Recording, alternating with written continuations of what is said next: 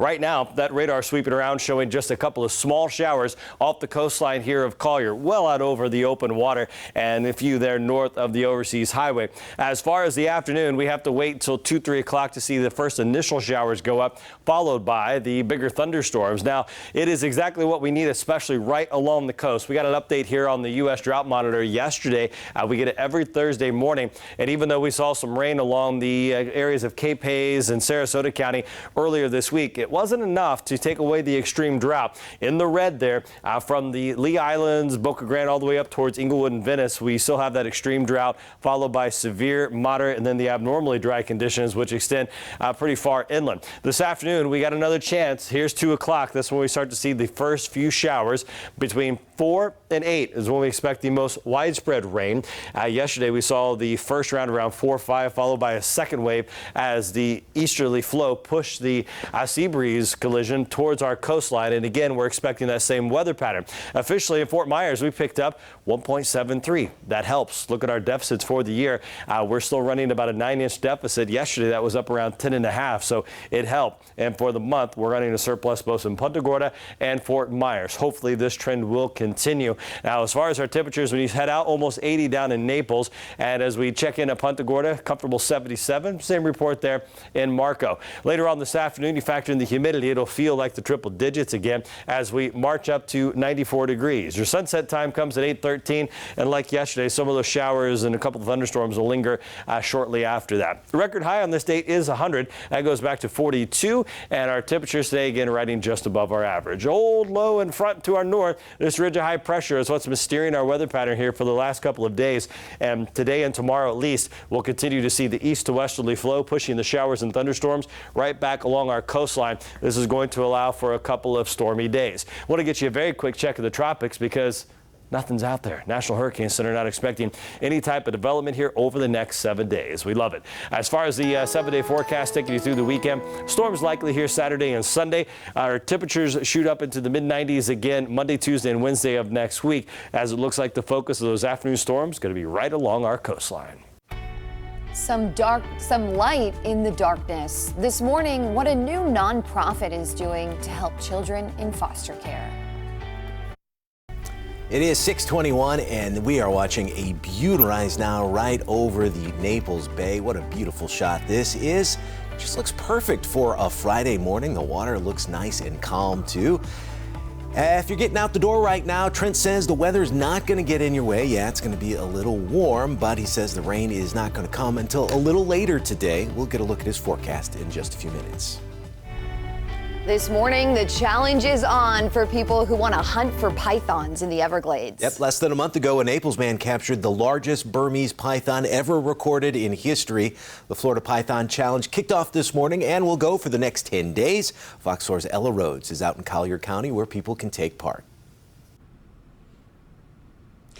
Yeah, good morning, Lisa and Chris. I'm here in Collier County where people can come participate in the Florida Python Challenge. Now, personally, you guys, I don't think this is something I see myself doing, but I have a lot of respect for everyone who so fearlessly goes in to wrangle some pythons.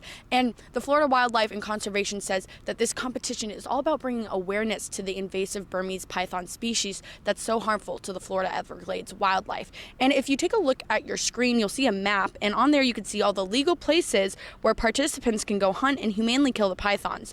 You can see parts of Hendry and Collier County on there. Online registration is also still open for those who are interested, and there's a required training all the participants must complete, and that mainly goes over safety and how to identify the Burmese python. FWC says the Burmese python causes massive wildlife population drops in mammals, birds, and reptiles. They want to engage the public in capturing the invasive species to protect the native Everglades. The agency says it emphasizes safety first when it comes to capturing and humanely killing the Burmese pythons.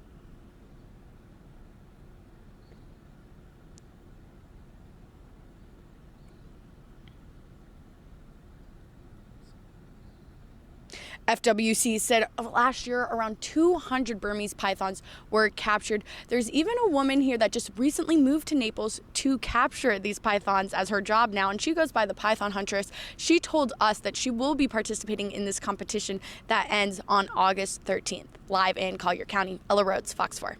Thank you, Ella.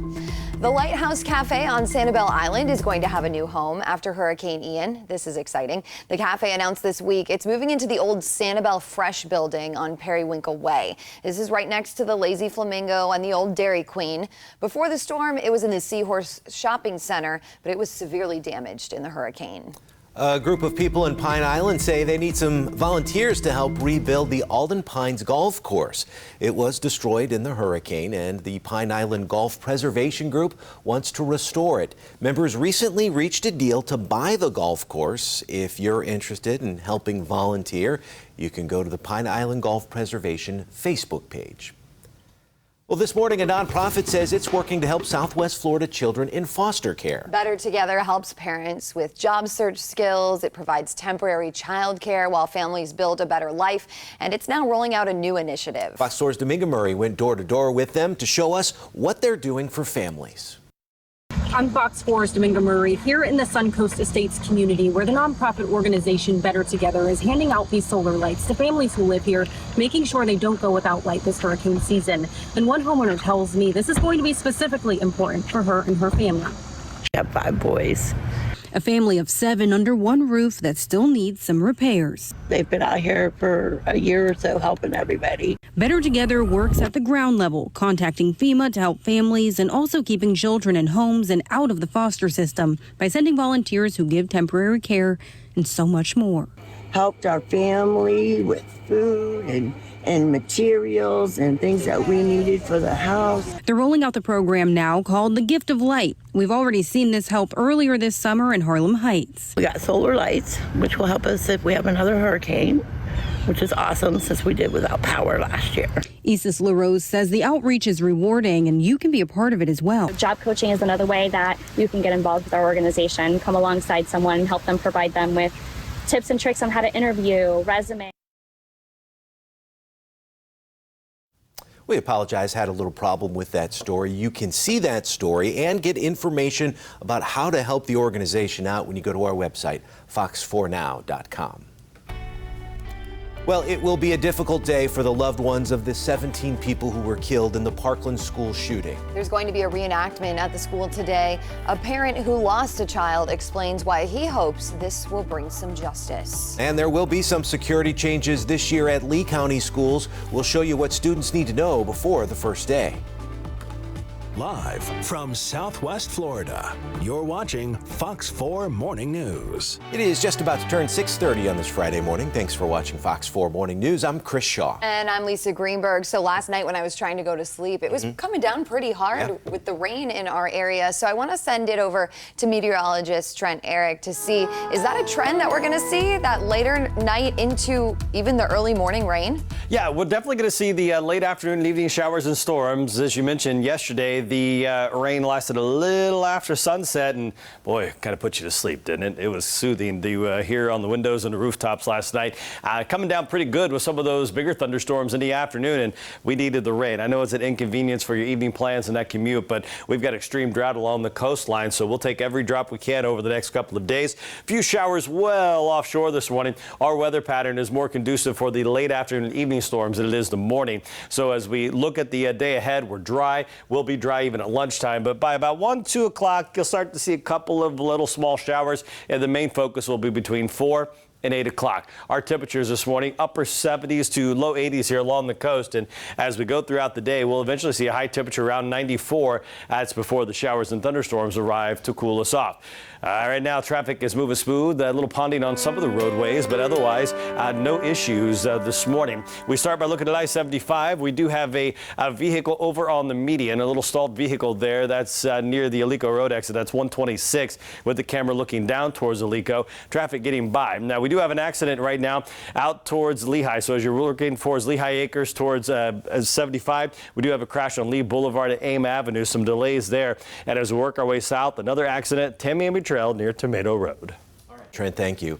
Well, today's going to be a tough day for parents whose children died at